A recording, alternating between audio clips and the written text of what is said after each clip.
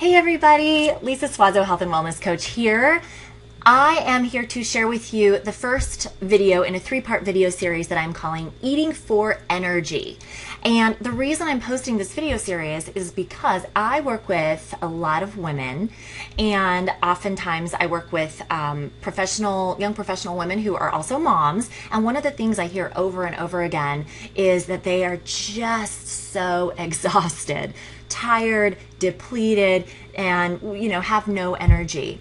And what they would really love is to be able to wake up in the morning and feel energetic rather than exhausted, have consistent energy throughout the day so they can accomplish those things on their to-do list and really show up in a great way for their families and at work and all of that kind of great stuff. So what I want to share with you are 3 tips for how you can eat for more energy. So if this sounds like something that you would be interested in watching, make sure that you like my Facebook page, because I'm going to make sure that all of these are posted there in the next 3 days. And my Facebook business page, rather, is just Lisa Suazo, Health and Wellness Coach. So go like my page on Facebook.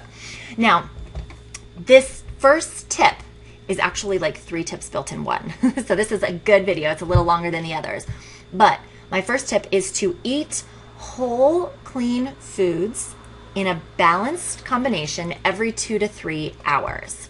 So let me break down each of these components for you. So when I say whole foods or like clean foods, those terms are sometimes used interchangeably. What I'm talking about are foods with one ingredient. Things like lean meats, whole grains, fruits, vegetables, nuts, seeds, legumes.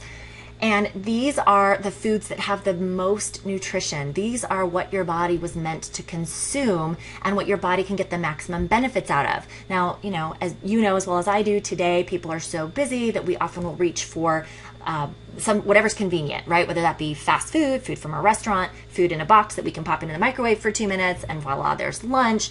But those foods don't have the same sort of energy and nutrients for our bodies. So our body's just not functioning optimally on them. So switch over to some whole foods. Then you're going to want to make sure that you're combining them in a way that I call low glycemic, which means it keeps your blood sugar regulated. And so what that means, as you can imagine, when you just eat something that's not super balanced, your blood sugar is like going up and down like this. It's spiking and then it crashes, and the crash is where you get super tired and lethargic. So a way to balance your meals would be to consume proteins, healthy fats, and healthy carbs, typically high fiber carbs. And when you can include all of those, then that's like the perfect meal to keep you satiated, first of all, and to keep your blood sugar nice and even keel. So when I say, I'll go over some tips for what I mean by balanced, and I'll give you a couple suggestions in a minute. The last component is to eat every 2 to 3 hours. Why is this? Again, that whole idea of blood sugar regulation. I think the best way to illustrate it is this way. So think about a fire. So in your fireplace, or maybe when you go camping. So what happens when you don't feed the fire? It's going to go out, right? And what happens when you notice, oh my gosh, the fire is going to go out, and you throw on a whole bunch of logs? Well, first of all, you're either going to completely put out the fire, or it's going to take the fire a long time to catch on all those logs on fire, right? Your body works the same way. When you don't feed it, your energy and your metabolism goes down like that fire, and then you throw a huge meal onto it, and your body's going to take a long time to process it. You're going to be tired. You don't have that energy. And so think about the opposite side of if you fed that fire consistently, right? So when you noticed it kind of going down a little bit, what if you threw a couple logs on that fire? Then it would take a lot less energy for the fire, and that fire would stay strong. You get lots of consistent heat from it. That's the easier way to go about it. Your body, same way. So by eating every couple of hours, you're putting a log on the fire so that it can keep your energy nice and high.